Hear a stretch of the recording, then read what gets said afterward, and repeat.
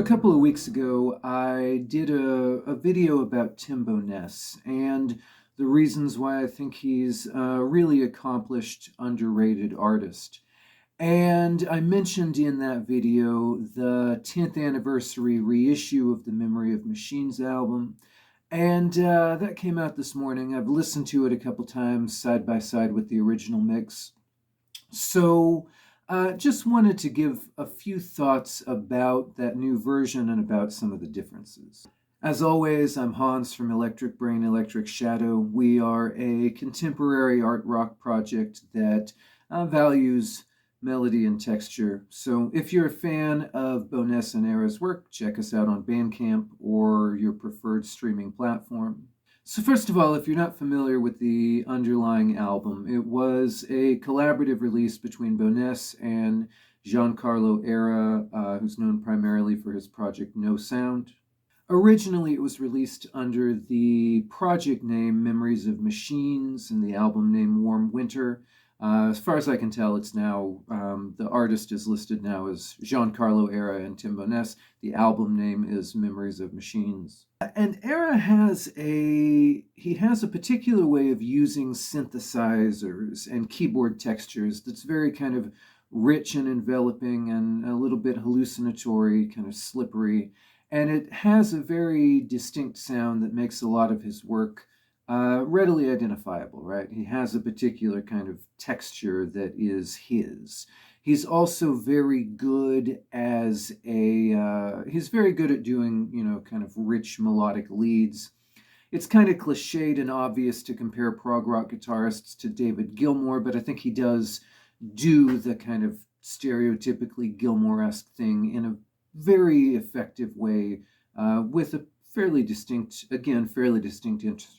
instrumental voice to how he does it. In addition to Erra, the album also benefited from some really effective guest musicians. There's some great use of cello, great use of trumpet, saxophone, somewhat sparingly but very effectively where they are placed. There are some additional guitar textures from Jim Matheos, Peter Hamill, Robert Fripp. And Bowness, of course, is doing really peak work as a singer and a lyricist there. So the original album was maybe flew a bit under the radar, but was a really great piece of melodic, textured art rock. Something I've listened to a lot in the last 4 or 5 years. Really has a special place in my heart. I'm very fond of it, very familiar with it.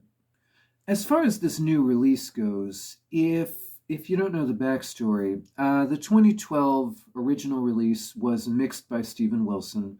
What Erra's done here is go back to the original project files and kind of recreate the album from those original sessions. I'll be referring to it as a remix here, but it sounds like it was even maybe a little bit more extensive than that as far as a recreation goes. The promotional material that goes with the album says that it emphasizes the textural nature of the music and restores the pieces to their original arrangements and track lengths. And between these two versions, I think that the character of the album has changed in a way that is pretty fundamental, even though, the underlying songwriting, most of the performances are the same. But the sense, even, I think, of where you would listen to the album is different, right? The 2012 version it's got the quality of being something that you would crank up in the car with the windows down, right? The new version is more like something you would listen to on headphones in a dark room at night. Overall, on the new mix, the sound is quieter, it's subtler, it's more ambient. Individual elements are blended together in ways that keep specific things from standing out or kind of driving the arrangement in the way that they used to. Those choices make the style somewhat more in line with what I've heard of No Sound, though honestly I don't know every album of theirs.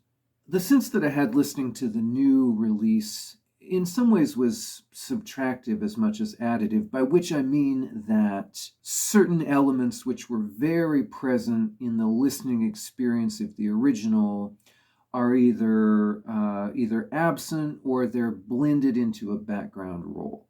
So just a few examples going through my notes here. The opening track, New Memories of Machines, had some acoustic guitar phrases which were very present in the original. Those have been mixed in such a way that they're barely noticeable here.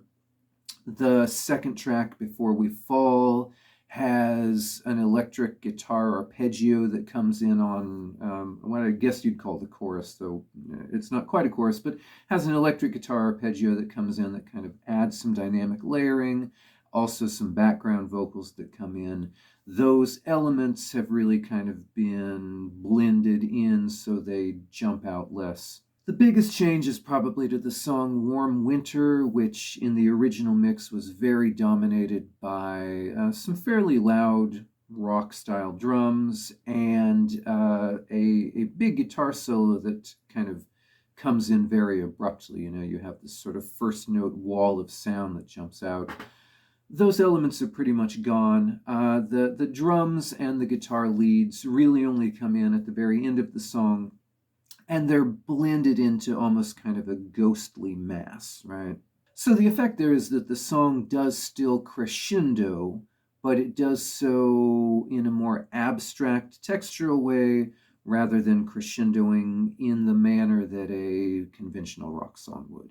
Now, there are some places where you can hear keyboard or guitar lines that were either not present or were buried before, right?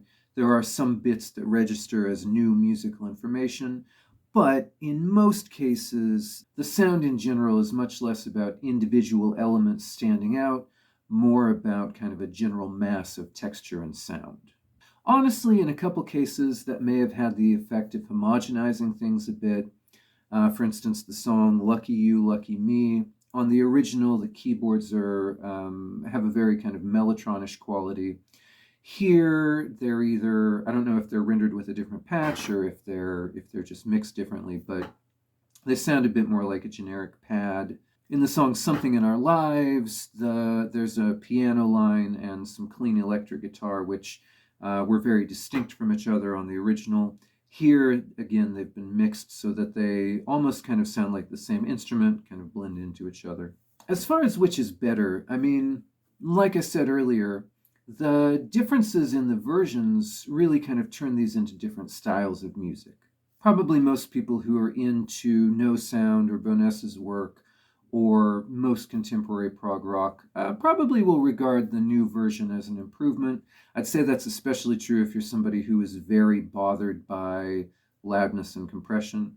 The thing about the 2012 mix that I did appreciate is it had that, you know, I mentioned earlier that it was mixed by Steven Wilson, and it had that Porcupine Tree-ish quality of feeling like a loud, accessible rock album, while still having enough intelligence and detail in the arrangements and the writing and the lyrics that it really did bear repeated scrutiny. I'll probably keep my copy of the original version and continue listening to it in the car, right? I personally feel like there probably aren't enough big, loud, accessible, smart, complex rock albums in the world. I appreciated that the original served that role the way that it did. This new version, like I've said, is more immersive, more atmospheric. I think it'll be really well suited to kind of a late night listening. I'm looking forward to spending more time with it in that context. And certainly if you appreciate the album, it's very worth checking out the new mix. I should mention as well, there are a couple of tracks added to the new version. There's an outtake from the sessions for the album, and there's a really transformed remake of the song Someone Starts to Fade Away, which was a guest appearance that Bowness did on the second No Sound album. Anyway, thanks for listening to my thoughts on this new release, and I'll see everybody next week. Hope you have a good weekend.